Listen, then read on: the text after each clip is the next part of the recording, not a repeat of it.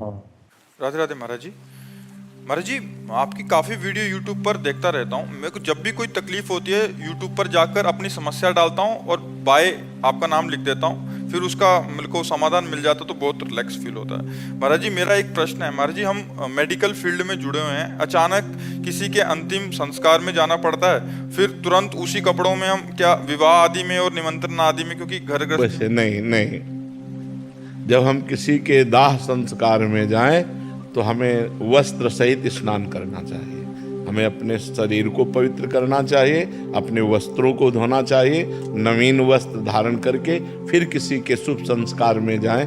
वो जब हम दाह संस्कार करते हैं तो जिस नदी या जिस सरोवर या जिस क्षेत्र में करते हैं वहीं से स्नान करके घर आया जाता है। हमारे यहाँ की पद्धति थी कि सचल स्नान करके जिस स्थिति में गए उसी स्थिति में स्नान करके भींगे हुए कपड़ों से घर आते थे।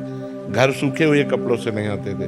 यदि हमारे पास वस्त्र हैं तो हमको पवित्र वस्त्र धारण करके शुभ कार्यों में जाना चाहिए, ना कि शव यात्रा वालों को। शव यात्रा करने से हमारा शरीर और ये वस्त्र आदि अपवित्र हो जाते हैं, इनको पवित्र करना चाहिए। सूतक घर में पड़ गया हो, जैसे कोई खत्म हो गया, तो उसमें मंत्र जो गुरु दीक्षा लिए तो उनका क्या? हाँ, नहीं जपना चाहिए, मंत्र अंदर से जपना जो चाहिए। अपना गुरु आज्ञा। हाँ हाँ बिल्कुल नहीं, उसके लिए जप के लिए नहीं मना है।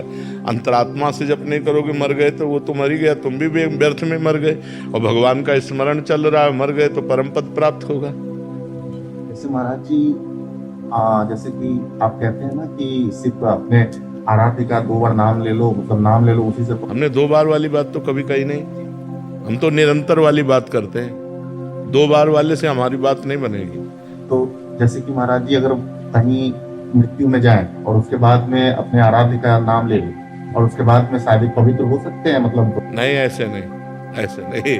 वो जो हमने कहा पवित्र पवित्र हुआ सर्वावस्थांग तो पीवा या स्मृत पुंडरीकाक्षम सवायाभ्यंतरा सूचि, वो स्मरण के लिए कहा है।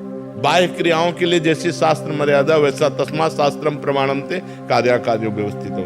हमें अपने शरीर और वस्त्रों का प्रक्षालन करना ही चाहिए, उसमें कोई गणित नहीं लगानी चाहिए। भगवत स्मरण उस समय भी कर सकते हो जब शौचालय में भी बैठे हो, तब भी आप अंदर से राम राम श्याम श्याम कृष्ण कृष्ण हरि हरि राधा राधा रट सकते हो। भगवान नाम के लिए कोई भी नहीं। वो सवाय अभ्यंतरा सूचि, वो बाह्य और अभ्यंतर दोनों से पवित्र हो जाता है, लेकिन ये बाह्य क्रियाओं के लिए हमें पवित्रता की आवश्यकता है। श्री हरिवंश। महाराज जी, आपके चरणों में कोटि कोटि प्रणाम।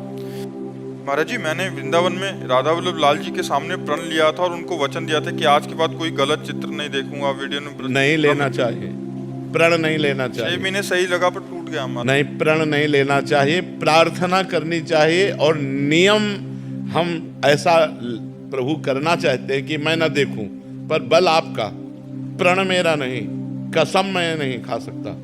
ये ध्यान रखो सब लोग। भगवान के सामने कसम खाने का मतलब है कि फिर दोबारा जीवन में गलती नहीं होनी चाहिए। और हम लोग फिसड्डी लोग हैं, आज कसम खाए, महीना 2 महीना में फिर हमसे गलती हो सकती है। तो हमें क्या करना चाहिए? भगवान के सामने प्रार्थना करनी चाहिए, प्रभु मैं ये गंदी बात छोड़ना चाहता हूँ, आपके बल से आप मुझे बल दीजिए कि मैं जिंदगी में कभी गंदी बात ना देखूं, कभी गंदी बात ना करूं। ऐसे करना, यानी कि गंगा कसम भगवान कसम खायो, 4 दिन बाद तोड़ दी तो दुर्गति हो जाएगी। ये कोई खिलवाड़ नहीं, भगवान के सामने शपथ लेना और फिर उसे तोड़ देना।